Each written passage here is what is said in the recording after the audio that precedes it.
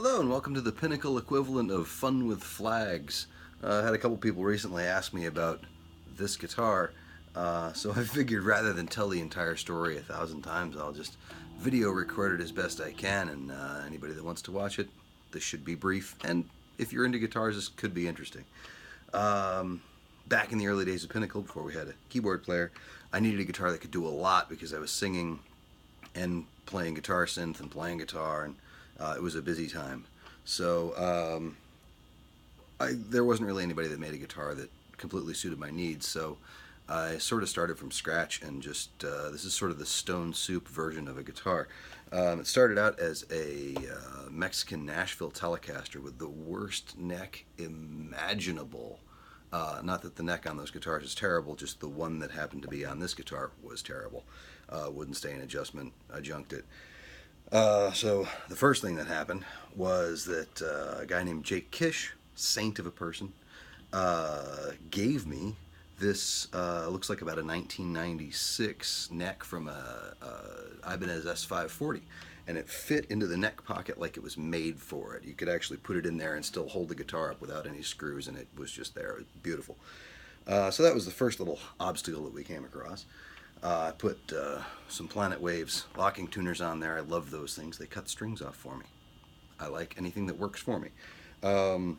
It's set up with a humbucker. Actually, it's really set up with two humbuckers.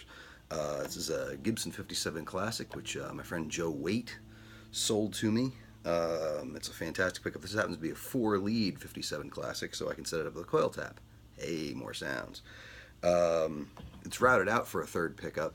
And the pickguard, this garish sort of chrome paisley thing that I put on it, is routed for a third pickup, but I didn't really want to put a third pickup in it, so it's got pieces of electrical tape stuck to each other and stuck to the back of the pickguard, covering over the hull. Working back, then it's a DiMarzio chopper in the bridge, chopper T, which is a Tele replacement pickup. If you tap the coil, it pretty much sounds like a Tele pickup, but if you have it doubled up, it sounds like a full-on humbucker. I love that. It also has a Fishman power bridge in it with the active preamp circuit, and I've got it wired up. If you notice, well, this is jumping ahead to more custom work that came on this guitar. I've never liked Telecasters where the switch goes up and back, so because I always jam my finger in there trying to get to the neck pickup. That's never comfortable for me. So I took an old piece of pickguard and I just cut it out to match the shape, put basically a Les Paul switch in here that goes up and down. The tragic thing about that switch is it's great, it's right within my reach when I'm playing.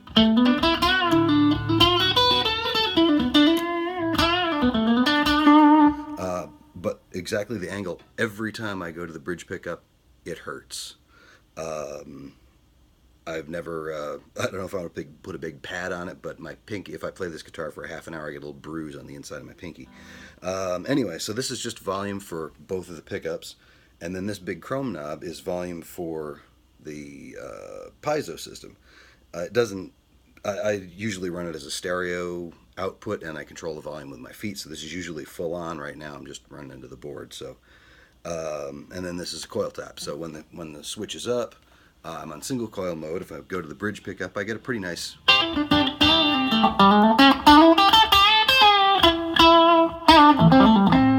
little Tele sound. And when I put the tapped 57 Classic, really has a nice kind of bridge or a nice neck Tele sound.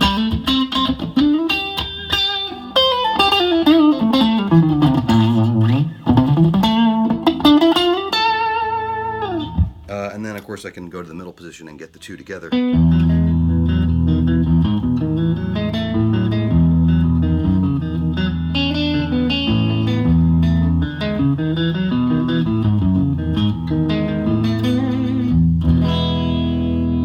So that gives me a nice, kind of a nice scooped out sound. And of course, I can put the switch down when I really mean business. Now I'm in humbuckers mode. Go to the neck pickup and I get it.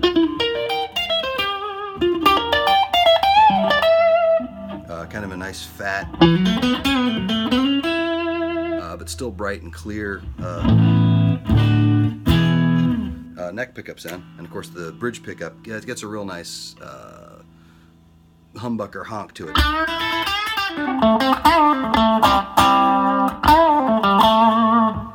And then I can hit the, of course, hit the gas on.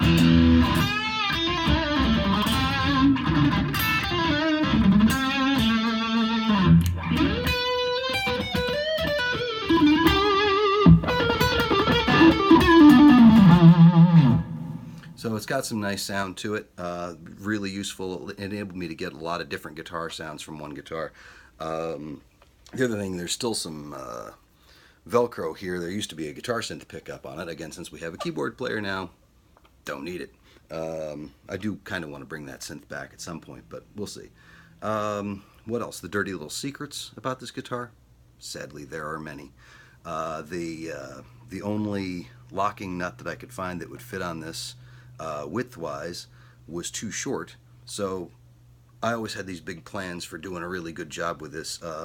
As it sits now, the locking nut has a business card jammed underneath it, trimmed off so you can't really see it, but that's what's holding up the locking nut. I'm sure that kind of kills my sustain and tone a little bit.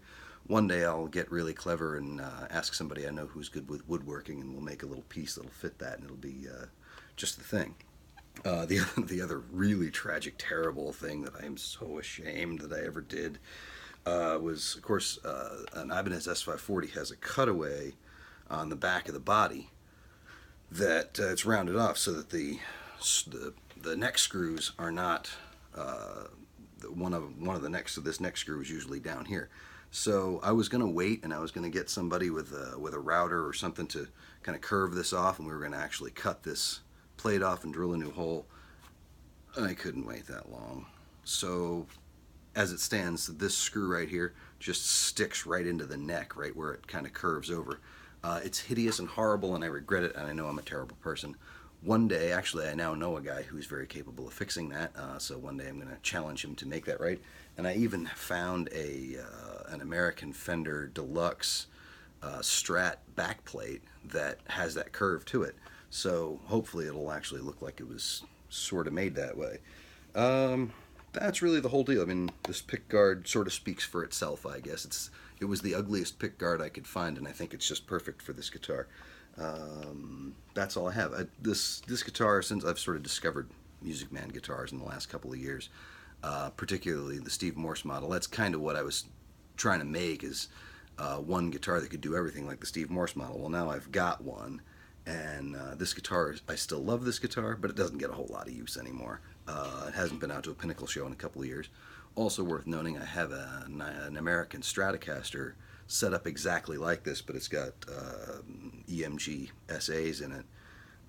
So I can get it's mostly a single coil guitar, but it's got the guitar synth and the Fishman power bridge and the locking tuner. So it's just a good overall, really usable guitar that I can do a lot of things with, because I like to do a lot of things. So I hope you've enjoyed this episode of Fun with Flags, and who knows, next time Pinnacle goes out, maybe I'll bring this thing out for another little run.